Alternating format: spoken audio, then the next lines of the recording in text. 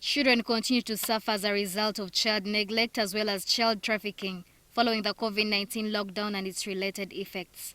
The police crime report of 2021 indicates that child-related offences where children were direct victims of crime reduced from 9,225 cases reported in 2020 to 8,681 in 2021, representing a 5.8 decrease. In 2020, 4,785 cases of child neglect were reported. However, this increased to 4,961 in 2021, indicating a 176 case rise, and 98 cases of child trafficking were reported in 2020, but this increased in 2021 with a total of 317 cases, indicating a difference of 219 cases.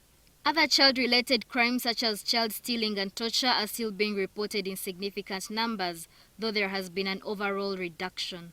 Child activists say there are many underage girls that mother children during the back-to-back lockdowns, which has contributed to child neglect. You see that most of the families lost their jobs, lost their sources of income, and this could contribute to low household incomes, where that then the parents now abandon their responsibilities, neglect their children. There were chances where children who were at home were actually having sex with their fellow children or fellow teenagers or fellow students that they were studying with.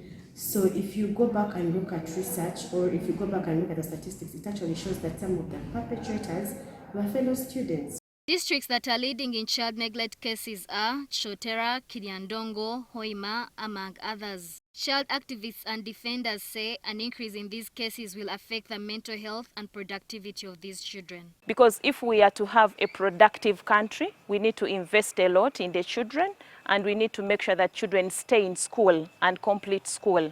One, studies have shown that the child who has been abused at childhood is likely to also transmit it at a later stage. So we would have a vicious circle of abuse and violence. The COVID-19 lockdown posed a lot of challenges for families and communities as many struggled to cope. Districts leading in child abuse and torture are Hoima, Bulisa, Kasese, Ruero, among others. But according to police report, the country registered a decrease in child abuse and torture from 1,287 cases in 2020 to 1,073 cases in 2021. Child activists have called for post-COVID interventions to ensure that families become more stable. Nobat, Atkunda, NTV.